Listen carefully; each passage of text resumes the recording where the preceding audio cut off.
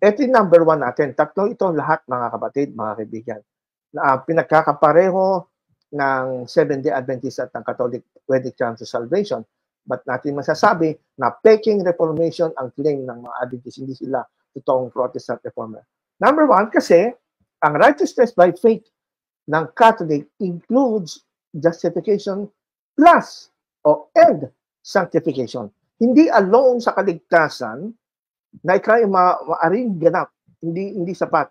Kundi kailangan patunayan mo na meron kang ginagawa at sumusunod ka sa utos. And that is also the position of our dear Seventh-day Adventist friends na they also believe. Although alam ko, majority, Brother Toto, nakikinig na Adventist ngayon, majority, alam ko, they do not know about this topic na pinag-usapan natin. They care about the proper or right day of worship, Saturday rather than Sunday, but they do not know about this. Na ito talaga ang importante na dapat na pag-usapan ngayon, hindi Sabat o Sunday. Then, wala ang kaligtasan sa Sabat o Sunday, wala naman diyang kaligtasan. Ang kaligtasan, kung tama ba ang interpretation mo at doktrina mo kung paano na ipanunumbalik ang makasalanan ng tao sa Diyos. Kasi tama nga araw ng pagsamba mo, hindi ka naman na-reconcile sa Diyos. Mali naman ang doktrina mo ang kaligtasan. Justification mo pala plus works. Aanig mo yung tamang araw ng pagsamba. Katulad ka lang ng mga Hudyo na hindi tumanggap kay Jesus. Ikaw tumanggap ka kay Jesus, pero mali yung Jesus ang tinanggap mo, mali rin kaligtasan tinanggap mo, mas inuna mo yung araw ng pagsamba. Yan ang magpapahamak sa iyo, kaibigang Adventist. Tama. Kaya nga yung discussion palagi ng mga converts from Roman Catholicism to Seventh-day Adventism, pagka humarap sila dun sa mga relatives nila, palaging yung law and Sabbath ang issue. Kasi nga sinasabi, kulang yung paniniwala ng Roman Catholic na 10 Commandments pero hindi naman sumusunod. So, yung sinasabi ninyo ngayon, yan ay pagpapatunay na hindi nga nagkakalayo ang paniniwala, ang konsepto. Kaso, ang napansin ko po, ngayong mga napapakinggan ko yung mga nagtuturo ng righteousness by faith sa loob ng Seventh-day Adventist is parang meron silang internal na hindi nila na dilinaw. May yung conservative at saka may liberal agenda. may internally may conflict na parang merong siyempre siguro sa exposure sa evangelicals ng mga younger pastors ng Seventh-day Adventist at saka yung mga members. Sa kanila talagang grace-centered, Christ-centered. So, parang for them, internally, sa mind nila, nag-agree sila doon sa tamang concept of, yun nga, declared righteous. Pero andun lang sila sa loob. Sa loob. Okay, so, ito po, mga kaibigan, itong gusto natin linawin. Number 1, bakit nakapareho, close ang Seventh-day Adventist at Roman Catholic Church sa righteousness by faith? Ang Seventh-day Adventist, hindi naniniwala sa practice. In principle, sinasabi na forensic at forensic ang aming justification. In principle, sinasabi nila. Pero application, hindi totoo yan. So, the same with the Roman Catholic Church.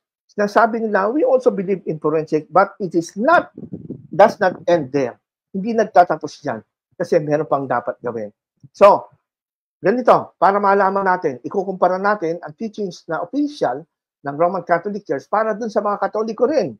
May mga kaibigan tayo, Brother Toto, na dati Adventist, naging Roman Catholic, mga friends natin yan, na nagsasabi na may misinterpret daw natin sila. Well, para hindi mangyari yan, babasa tayo mismo mula sa kanilang mga authority books ng Roman Catholic Church. Galing sa Papal Encyclicals Online. No? Ito'y statement mismo ng General Council of Trent, 6th session noong Council of Trent noong 1547. At ang ating particular na babasahin dito, na pahayag mismo ng Roman Catholic about justification, ay nandito po sa 6th session, chapter 7. Kinuha ko na po mismo ito sa kanilang website. Ito po ang nakalagay sa website nila, chapter 7 ng 6th session ng Council of Trent, what the justification of the impious is, and what are the causes thereof. Pansinin nyo mga kaibigan, this disposition or preparation is followed by justification itself, which is not remission of sins merely. Para sa Catholic, hindi sapat yung pagpapatawad lamang ng kasalanan. Hindi lang daw yon, but also the sanctification and renewal of the inward man. So, ayon dito mismo sa Council of Trent, na ating pong sinipi doon sa website na papalencyclicals.net, doon sa Council of Trent na ating sinisipi. Ito yung official, ha? Baka kasi may mga nagsasabi yung mga Catholic friends natin, kayo lang hindi. Stand yan talaga ito, na ang justification sa Catholic includes sanctification. At ang nire-renew, yung mismong inward man. Yung mismong loob ng tao, ginagawa siyang, binabago siya. Hindi kagaya sa Protestant na dinedeklara lamang siyang matuwid sa pamamagitan ng kanyang pananampalataya sa righteousness ni Jesus at hindi sa kanilang gawa. Babasahin ko naman itong Seventh-day Adventist position. So nalaman natin sa official doctrine ng Council of Trent. Ito Council of Trent, remember, ito po yung binuong council ng Roman Catholic ng 16th century para i-counter, labanan ang Protestant Reformation. Kaya pagka ang paninindigan ng mga pastor ninyo, kahit saan man kayo, kahit evangelical kayo, o lalo na kung kayo Seventh-day Adventist, kung ang official stand at position ninyo ay pareho nito, kalaban kayo ng Protestant Reformation. Hindi kayo kakampi ng Protestant Reformation. Ito po, babasahin natin ngayon yung SDA Church na book. Ito'y official. The Ellen White Encyclopedia. Dito po sa page 2562, ang sabi po dito ng yung encyclopedia, besides the forensic aspect of justification, there is also the subjective aspect. The atonement of Christ is not merely legal means by which to satisfy God's justice and the pardon the sinner, but also, may also din siya, but also divine remedy for healing and restoration. So, para sa Seventh-day Adventist, ito nasa encyclopedia nyo, Ellen White Encyclopedia. Yun daw, justification based on the understanding of the Seventh-day Adventist. Hindi lang siya forensic. Ibig sabihin, pag sinabi hindi forensic, hindi lang siya deneklara. Hindi lang sinabi ng Diyos na ang tao ay righteous at not guilty. Katulad din ng Council of Trent, ang sabi ng Council of Trent, justification itself, which is not remission of sins merely. Pag sinabing which is not remission of sins merely, ay hindi lamang forgiveness ng sins ang justification, but also sanctification. Sa version ng Seventh-day Adventist, sabi nila, the atonement of Christ is not merely forensic or legal means which to satisfy justice. Ang tanong, pareho o hindi?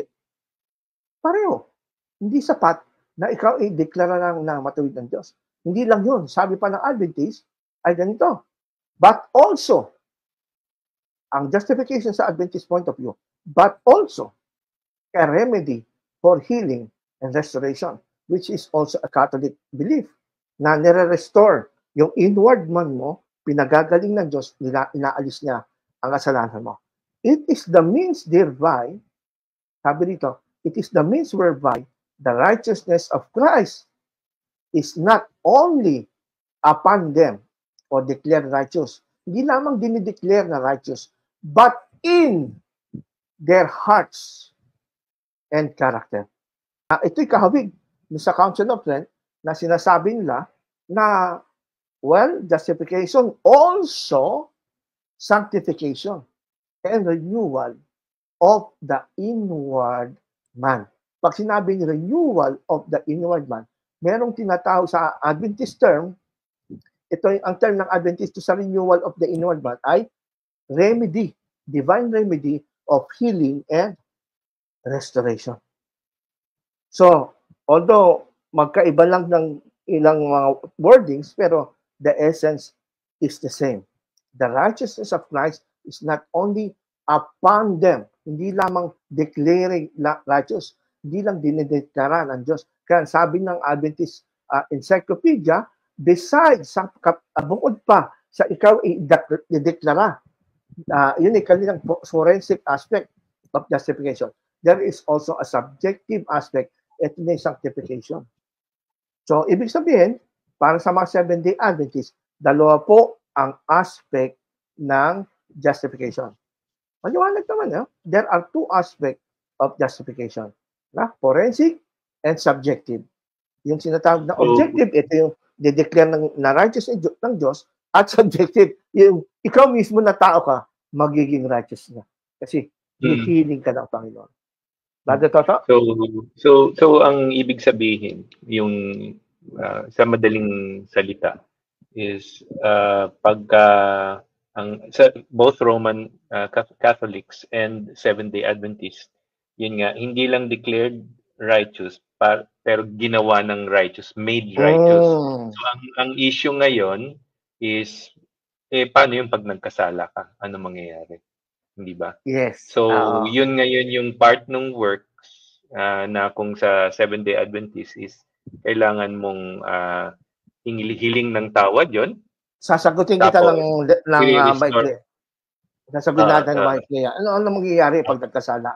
Sa Catholic point of view, habang ikaw ay mayroon silang tinatawag na moment by moment justification, habang nagkasala ka, Katoliko ka, lalo na kung mortal sin, kasi sa Catholic may venial sin, may mortal sin. Mortal sin, ito yung matinding kasalanan. Mawawala yung iyong sanctifying grace. Mawawala yon. So, kailangan para ma-restore yung justification mo, para ma-restore yung justification mo, sanctifying grace mo, you have to undergo the sacrament of penance na tinatawag. Penance. Babayaran mo. Babayaran mo. Kukumpisal ka sa pare. Tapos, yun na, pagkano, i-restore ulit.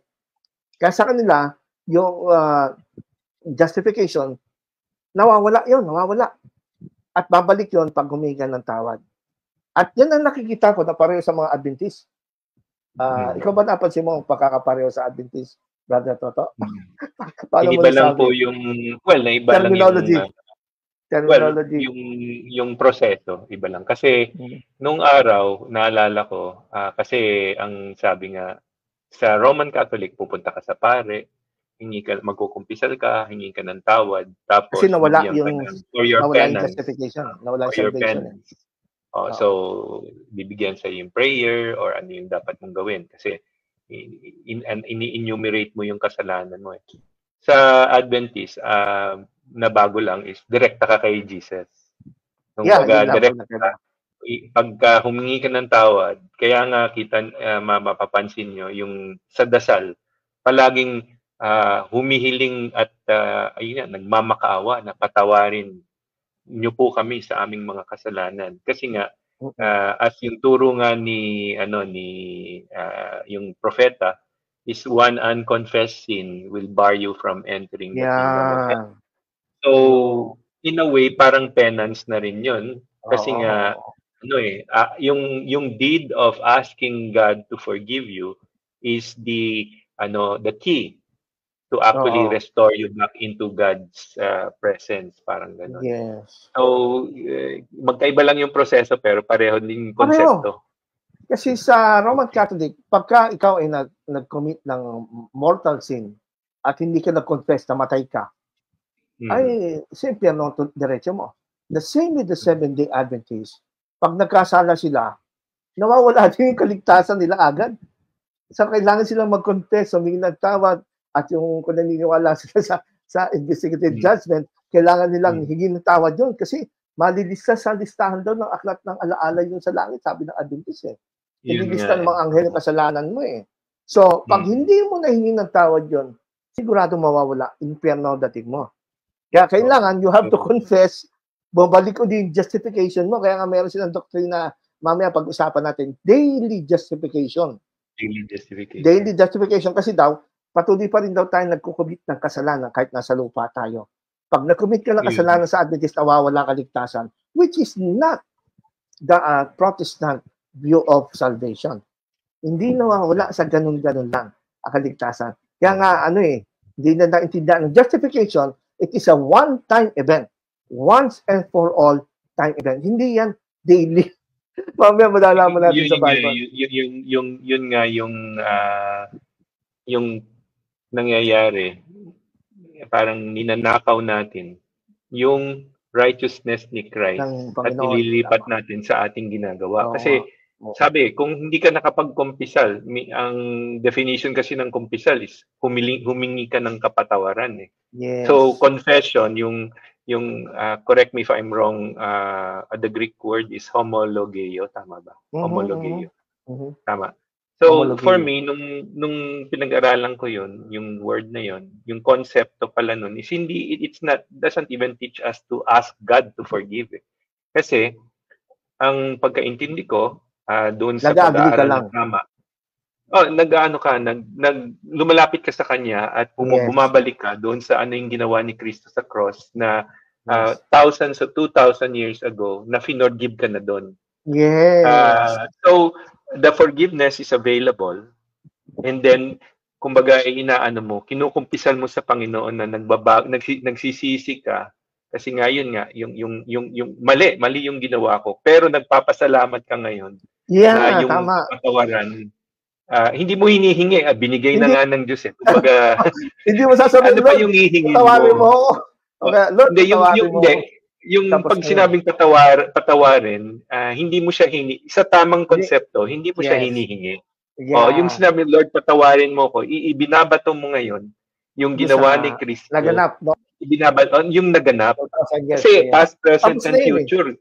Past, present, and future, si Kristo, encompassing yung kanyang ginawa sa cross.